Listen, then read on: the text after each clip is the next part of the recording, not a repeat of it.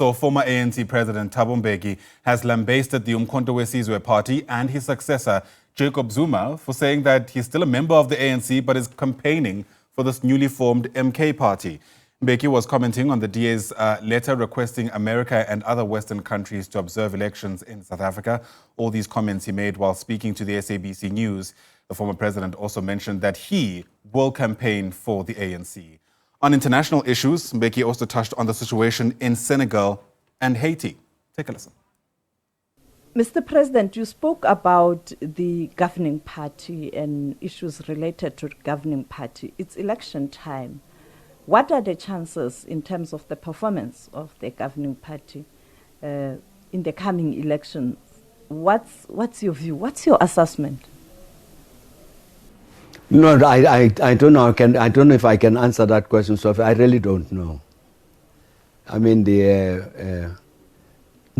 know the leadership of the ANC. I'm talking about the National Executive Committee, are very mindful of the fact that two facts.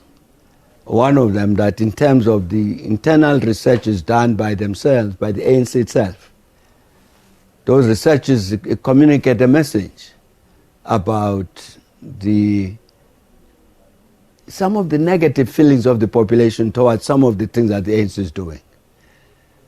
So I think it's very sensitive to the fact that there's a particular attitude that the voters have towards the ANC, so that as they campaign, they're aware of that.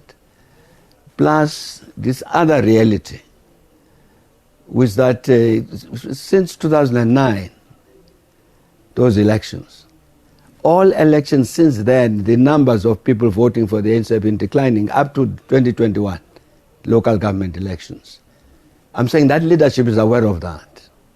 So the challenge therefore to respond to the population in a manner that's convincing to the population. I think the leadership is very, very much aware of this. Are you going to campaign? Sure, I'm a member of the ANC, is a member of the ANC, of course, as part of the obligation on members of the ANC. We have to make our own contribution to engage the population. The MK, the new party, your former deputy, now campaigning for MK, but he's still a member of the ANC. Yes, I mean, I think that's not an honest position. You cannot say I'm a member of the ANC, but I'm going to campaign against the ANC. You can't. That's not an honest position. He is campaigning against the ANC. So he has defined himself. I think what the leadership of the ANC said earlier, that he has defined himself out of the ANC, that is correct. I think that's a position that is taken practically. It says that Jacob Zuma has defined himself out of the ANC, and so he's not the ANC anymore.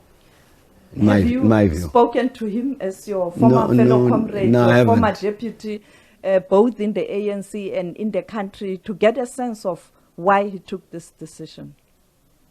No, I haven't spoken to him, neither has he spoken to me, but I would have thought that the decent thing for an ANC person would have been to say, if levels of disaffection with the ANC are so much that I'm going to rebel, that he would have had the courtesy to say to me, look, this is my position. But he didn't.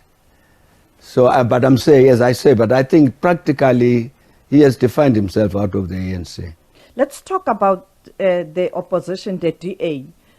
They wrote a letter to the Secretary of State of the United States of America asking the U.S. to monitor elections in South Africa. They did the same with a number of countries in Europe. What's your view about that letter? People get invited to countries and organizations, get invited to monitor elections, to observe elections, not by political parties. It doesn't happen anyway. The last elections that I think I observed were in Nigeria, and many people were there from the United States, from Europe, from everywhere. They were all invited via the electoral process. None of the political parties invited those people. In this case, I think the DA is making a statement about itself. that it doesn't trust our own people. It doesn't trust our own capacity to handle our own elections. And it doesn't trust all of these other people who will come and are invited. The people they trust is effectively the white world. That's a statement about the DA itself. I mean, honestly, our electoral commission here has handled elections since 1994, and there's no major complaint that's been made, and they've been observed all the time. All of this, the EU will be here, and everybody will be here, but they go out of the way to say, no, the white world must come and make sure that it's a statement about the DA itself, and I think it's a bad statement. The coalition governments are quite challenging. There are polls that are suggesting that after elections we are going to have a coalition government in some provinces. Some are even predicting that at national level. What's your view? You have led the government, you've led a governing party. There was a time where you were not in government in KZN, in the Western Cape. Later you were able to make inroads in those provinces. What's your view? I think the main issue, Sophie, is not so much for what kind of governments will be formed after the elections.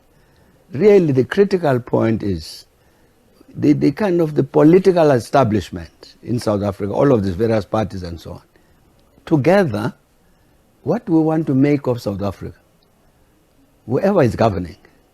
I said the country is faced with too many challenges.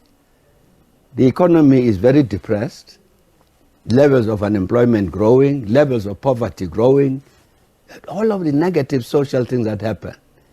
What do these South African representatives, which all of them say we represent the people of South Africa, what kind of South Africa do they want? I think that is a question that we need to pose to all of the political parties. Whoever emerges as the winner or loser or whatever, whoever becomes the government, whether they're a coalition or one party, whatever, there has to be, whoever is the government, they've got to address certain things about the future of the country so that we take the country one step forward. I think that's the main challenge. Not so much whether there will be coalition government, but what will South Africa look like a year after the elections?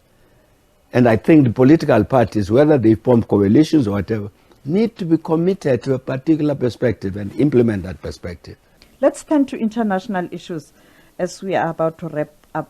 Senegal, you spoke about you engaging President Macky Sall when everybody was scared that Senegal is descending into chaos. Can you take us through your discussions and the issue of the opposition leader who was in jail? Well,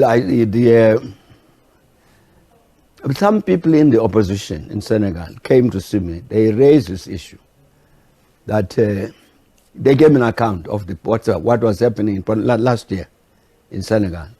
And I did say to them, in which case, it's nice, I will engage President Macky Sall because really I'm very, very keen that Senegal must sustain its democratic credentials. Very, very important, for not only for Senegal, for the continent. And so I therefore wrote a long letter to President Sall making that argument in the expectation that once he's read the letter, then he would want to talk to me. And I was ready to do that. So as I was saying that the ambassador helped, Senegalese ambassador in Pretoria, because I communicated through her, and indeed communicated with President Macky Sall. Happily, he did not even have to wait to talk to me. He then acted in the correct way that he has acted in terms of releasing all of these people, including this very popular person, Ousmane Sonko, released him from jail, pardoned whatever the offenses are, which entitled him to be eligible. So he's running. Unfortunately for him, he's only had 2 weeks to participate between being released from jail and the elections taking place. But at least it's out there so that as I was saying to President Macky Sall, really we need to allow these Senegalese people to decide who should become their president, and not have people who can't contest because they're in jail for political reasons. And I'm really very, very proud of him, President Macky Sall. the way he has acted to make sure that indeed Senegal will reaffirm its standing as one of the guarantors of democracy on the continent. The other issue, you are going to Rwanda for the 30th commemoration of the genocide. Sure, certainly yes, I'll go there. There is an invitation from President Kagame, and I've been attending those commemorations because I think that major tragedy, the genocide in Rwanda in 1994, I think it's a big important lesson to all of us as Africans. I think it's always very important to have a look at that again, to say it must never happen again, and address all of the conditions in all our countries. This thing about unity in diversity. How do we manage this diversity so that it doesn't end up in a situation where people kill one another? The last question, Haiti. I know that you are very close to former President Aristide. The situation in Haiti, have you spoken to him recently? Are you following the developments in Haiti? And what happened? No, I haven't. I haven't spoken to President Aristide recently, but maybe I will have to do that. But indeed, you are right. I mean, what one is observing from afar is a big tragedy. With the story about the capital city, Port-au-Prince, being overrun by these criminal gangs and so on. And one of the things that when we worked with President Aristide before he left Haiti, was the critical importance of a political organization like it was like the ANC here. It was Famille Lavalas, a very, very important political organization there, to which President Aristide belonged. You know, one of the biggest townships or areas in Port-au-Prince is Cité Soleil, Sun City. It was the Famille Lavalas, that place, Cité Soleil, was very rife with these gangsters. But in that same Cité Soleil, the party, Famille Lavalas, was very strong. So it was able to deal with what here at one point, during the UDF days, were called comtsotzes.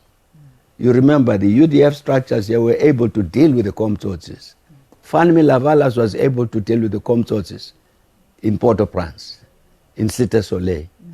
But it's clear that in the course of time, that political formation, which was very important, in a sense has receded. I don't know, somewhere. But you need to revive the political structures like that. Otherwise, I think you won't get stability unless you have the strong political parties like Famille Lavalas was, genuinely representing the masses of the people.